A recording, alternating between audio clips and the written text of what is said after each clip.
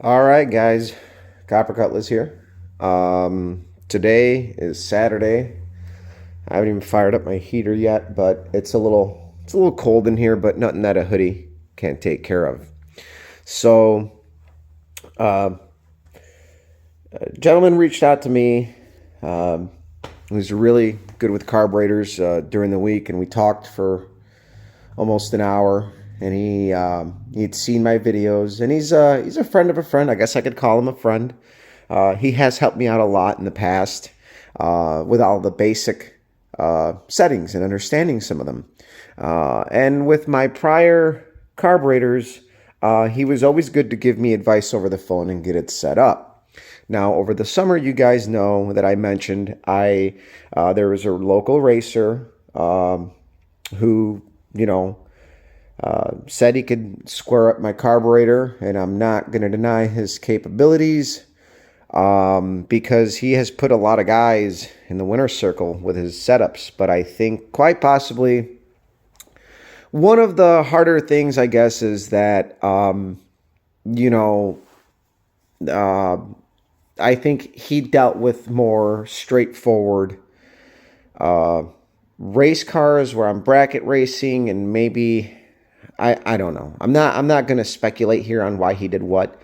But my old carburetor, this is the carb that we went 1140s with, I did pick up a tenth and a half with his setup, but we did still suffer from a rich idle condition. This never used to idle fat, and I had much bigger jets in it. So I think the power that we made in this carburetor was probably in leaning it up a bit, and we still didn't hurt anything. So again, the fact that the car did run an 1157 in the heat tells me that I probably ran it a little too fat. And by that, I mean I 100% know that the jetting that I had in this carburetor from the get-go before it was even touched was probably too fat, because going way back, I was compensating for a couple of issues, but the car always ran good with that tune, and it never fouled out or killed plugs.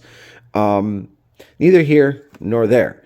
So the best that I can explain it is this carburetor is much closer to what my other buddy suggested as far as settings are. So he said if I remembered correctly, he can correct me if I'm wrong here, but I did talk to him, and I believe he said you want to be in the 70 range for the idle air bleeds, and you want to be about in the 30 thou range in the metering block restrictions for the fuel. And you actually would much rather be better off with that restrictor down low versus up high, because it has to overcome a lot of things for that fuel to go. So it's he has quite opposite thinking, but I'm not going to question him one bit, because he has also put a lot of carburetors together and made some guys run really fast with them. So we're going to try a different approach. This carburetor is going to be a constant. It's going to stay as it sits because it ran in my old engine. The carburetor that I'm going to be messing with is the one that we got for free. So to better explain, this thing is a 750 HP that was ran on a 327 Chevy. There's a lot of carburetor for such a small engine, to be honest with you. And the throttle blades have been drilled out immensely, and it's only got a 50cc accelerator pump on the rear. I'm going to go ahead and add a second one in the front, as was explained that I should have 50cc accelerator pumps in the front. Anytime you have an off-idle stumble, you need a lot more fuel off the hit. So I think with my carburetor in particular, even though I had the 50cc accelerator pump, I think the idle was fattened up to overcome that stumble in the tune that was put in it. There was also a pump cam change that was done. I ran two blue pump cams, and I believe we have an orange and a blue one on the secondary side. So, this thing started idling pig fat after everything was messed with, and again, knowing what I know now through a little bit of research and talking, I understand why. But that carburetor is going to remain a constant because ultimately the car did run well with this car, just not that well. And I still can't truly rule out the fact that, you know, I'm pretty sure we killed the plugs for the most part racing with that carburetor when we went to the track the first time, which we got lucky. And this car is only going to get faster with more tuning. And this is where I have to really dive in. I'm at that point where I have to start learning this stuff. So you guys are going to have to bear with me and be patient because I am learning as I am going here. I am being given really good advice, but you guys have to take it with a grain of salt because I'm also not the best at explaining things. I talk in circles. It's just part of my hyperactiveness and ADD. But what I did do is I got new throttle plates for this thing because these things have been hogged out. And yeah, you can TIG weld them or do whatever, but no. Throttle plates are $13. Not going to worry about it. So I bought new throttle plates, and I do have spare restrictors, but I don't know what's in there yet. So right now, what I'm going to do tonight is just take off the carburetor, take it apart, do a spec sheet as I was told to do a spec sheet on it. Measure every air bleed, what you have, measure the power valve restrictions. Even if you don't have, I'm going to put a power valve back in the front. And I was giving a jet chart by my buddy. He's a well-known Oldsmobile guru, carb guru. I'm not going to say any names. I don't want to misrepresent anybody. I'm just trying to be respectful here. So, I was given a jet chart on what it should be based off of that power valve restriction. And I'm going to use that. And I'm going to set this carburetor with a little less jet because I think for the amount of jet that I have, I am possibly still over jetted. So I'm going to jet down because the jetting right now in here is very close to the jetting that's in that carburetor. And we did kill the plugs in this engine ultimately the first time out with that carburetor. So I think I'm going to go down at least 4 sizes to change 1 full point on the AFR and go from there. And we'll see what happens. Now, in a world of extremes, that sounds kind of bad. But I have to start on the opposite end because we know this carburetor is really, really fat for this setup. And at certain points, this carburetor was breaking up part throttle. So, but again, also bad plugs. We haven't driven it just yet with the current configuration that I got running the best. And it's still kind of charring up the spark plugs and they're not exactly the happiest. But I'm going to take this off, spec everything out. So if anything, I can go back to what it was and, I have a reference now.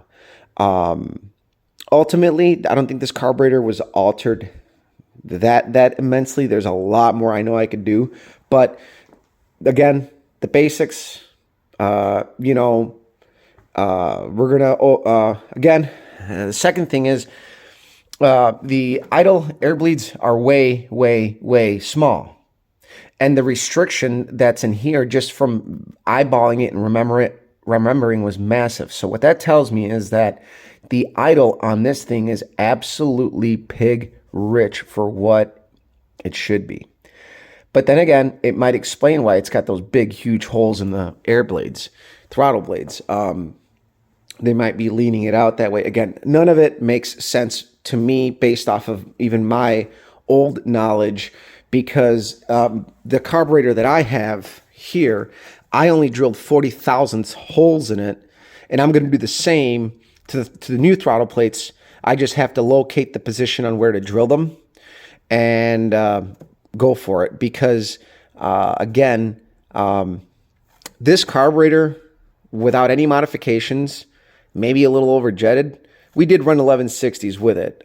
We picked up like a 1/10 and a half, over a 1/10 and a half with the current tune, but I think the biggest reason why is we downsized the jets, and I was fattening this thing up for an off-idle stumble, which, again, from the get-go, I should have 50cc accelerator pumps front and rear. That's what I was told. And this carburetor will have them. But I should be able to run this carburetor on this engine and on my old engine, and it should almost work on either or, because I think volumetrically they're both about the same. The needs are going to be about the same. I mean, the cylinder heads flow a lot more. Well, maybe not. We exactly don't even know, because these heads haven't been flowed. My old heads haven't been flowed. These are J heads, which are supposed to be super restrictive. So I'm not even going to say that. Just to throw that out the window, guys. So take that with a grain of salt. I'm just explaining what I'm doing here today. I hope I haven't bored you. But I have to explain. And yeah, we've got, I got blanks for the idle air bleeds, so I can drill them out. I do have, although these are metric, these will work. They're just be like oddball sizes. Like I said, I think, I used these are fairly new. I used these as like a pin gauge when I didn't have a big enough pin gauge. I do have to order a bigger pin gauge set as mentioned, but for now, I'm going to rely on these to just get me on some of the basics and through. And I also went to the shop and picked up my snap-on drill bit, which will hold those drill bits. It's the only drill in my toolbox that will go that small without using a Dremel. So either way, we have stuff to do. I've talked long enough. And I am literally learning as I go, guys. So take it with a grain of salt. This is literally probably the most intensive I'm getting into carburetors. I've always gotten them to work pretty good. But now it's time to get them to work damn good. There's a difference between pretty good and damn good. I'm not going to say perfect, because there is no such thing as perfect. Well, there could be. But I also still have to get a new oxygen sensor for my AFR gauge and redo that. But for now, do what I can do here. And hopefully we'll get somewhere, and we'll share some info with you guys as we go along on our carburetor journey. So, like a mystical creature who roams the forest with a beard and a cane and a pointy hat, that's kind of what it's going to be here. There's going to be some moments where we might be laughing and or crying. I don't know. But again, I want to thank my buddy for reaching out. Again, no names, just out of respect. Giving me a little bit more insight, and it clarifies a couple of the things that I was reading, and it gave me a lot better understanding. But at any rate, share, like, subscribe. I'm giving you guys the Midwest goodbye. It just won't stop. So I'll let you guys go.